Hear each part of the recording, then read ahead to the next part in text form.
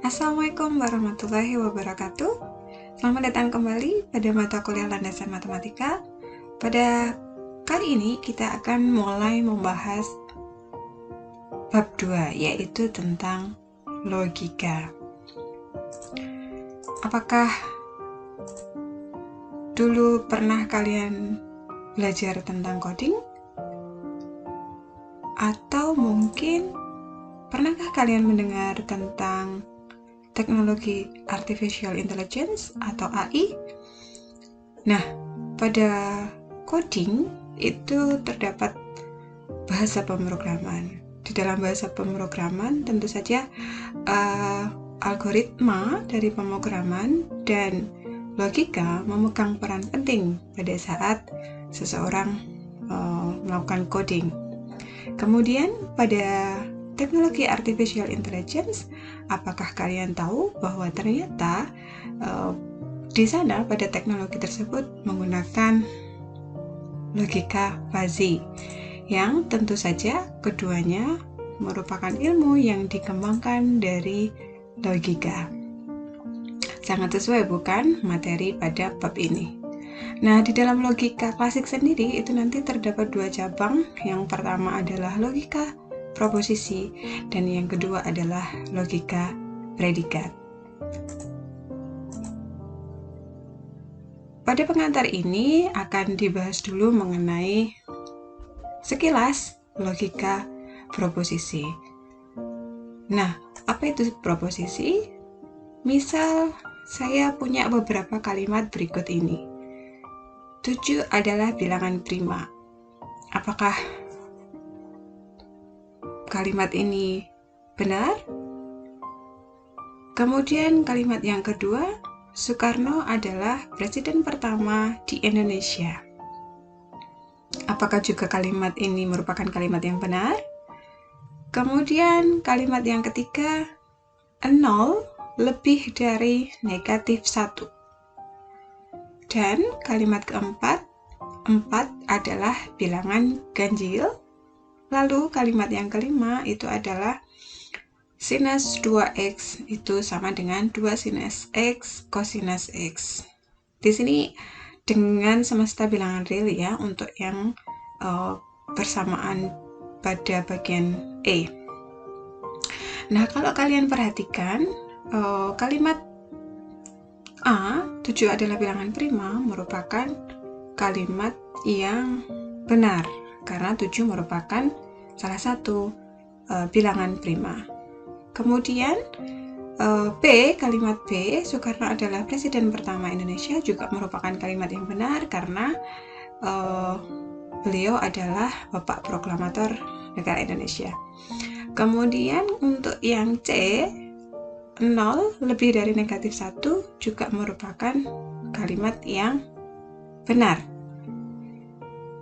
Sedangkan untuk D, 4 adalah bilangan ganjil, itu merupakan kalimat yang salah ya. Dan untuk E, merupakan kalimat yang benar. Namun jika saya punya beberapa kalimat seperti ini, pergilah ke pasar. Nah, itu merupakan suatu perintah gitu ya, diminta untuk pergi ke pasar. Kemudian yang kedua, X lebih dari atau sama dengan 7. Nah, kira-kira siapakah si X ini? Saya dapat mensubstitusikan X dengan 1 atau X dengan 0. X itu saya substitusikan dengan 9 gitu ya, sehingga pernyataan untuk kalimat kedua bisa jadi benar. Misal saya substitusikan 1 gitu ya, akan menjadi kalimat yang salah. Sedangkan ketika saya substitusikan 9 itu akan menjadi kalimat yang benar, sehingga masih belum pasti gitu ya. Lalu untuk yang kalimat ketiga, apakah Adi sudah sembuh? Nah, ini merupakan kalimat tanya. Kemudian yang keempat, dilarang membawa makanan ke laboratorium. Ini adalah merupakan suatu larangan. Nah, kalimat-kalimat itu bukan termasuk ke dalam proposisi atau pernyataan. Nah, Sehingga mungkin kalian sudah punya gambaran gitu ya, kira-kira apa itu proposisi. Di dalam proposisi nanti terdapat beberapa konektor logika. Yang pertama adalah negasi, kemudian konjungsi, disjungsi, kondisional, dan bikondisional. Untuk negasi itu seringnya di kalimatnya itu diawali dengan kata tidak, atau mungkin pada proposisinya itu ada penyangkalnya gitu ya. Simbolnya adalah seperti ini. Kemudian untuk konjungsi ini merupakan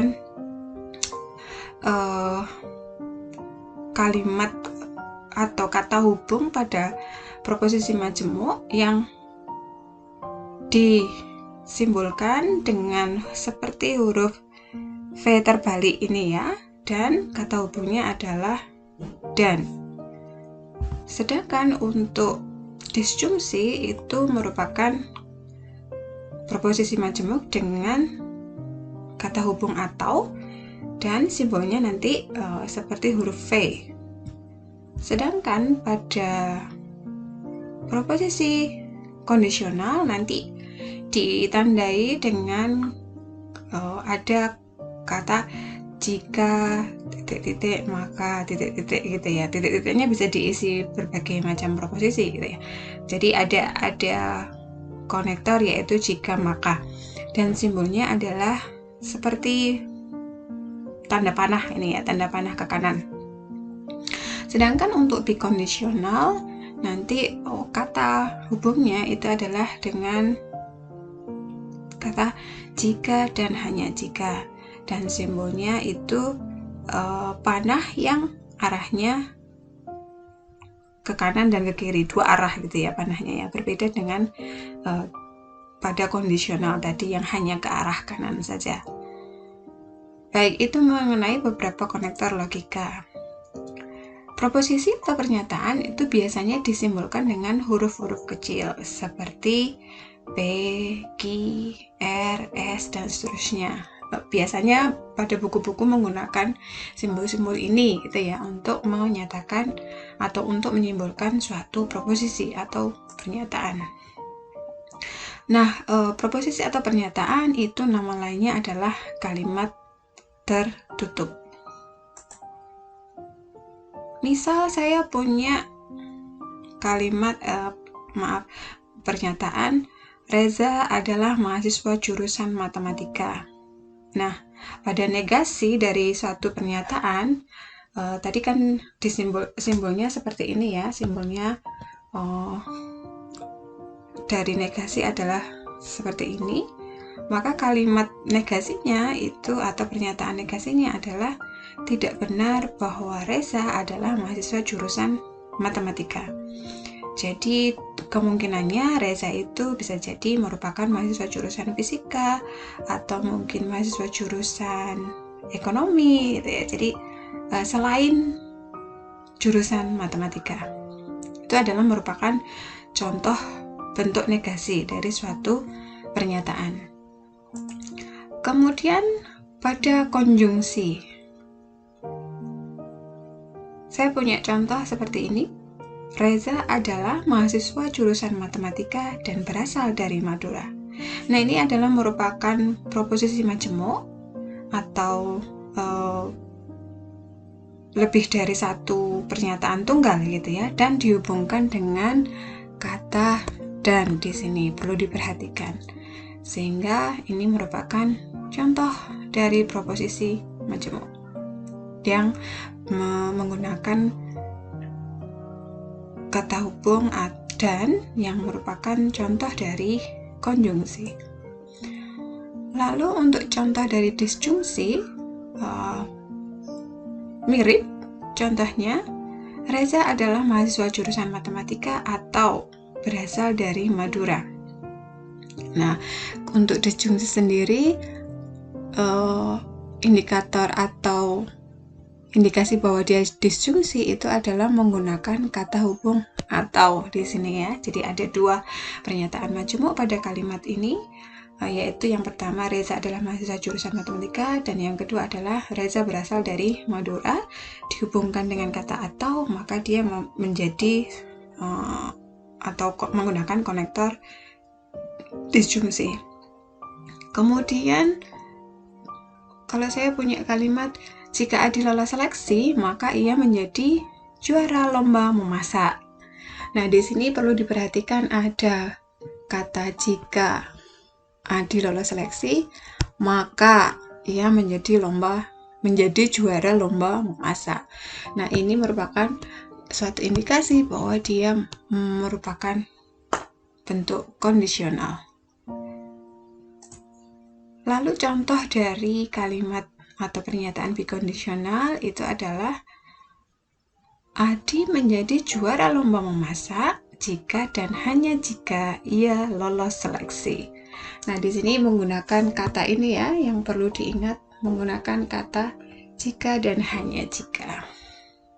Itu merupakan contoh, ini merupakan contoh salah satu proposisi yang merupakan bentuk bikondisional. Nah, sebenarnya nanti masih ada padanan kata yang lain ya untuk semua atau mungkin beberapa konektor logika yang tadi saya sebutkan. Silahkan untuk mempelajari lebih detail pada modul untuk bab 2. Terima kasih semuanya. Assalamualaikum warahmatullahi wabarakatuh.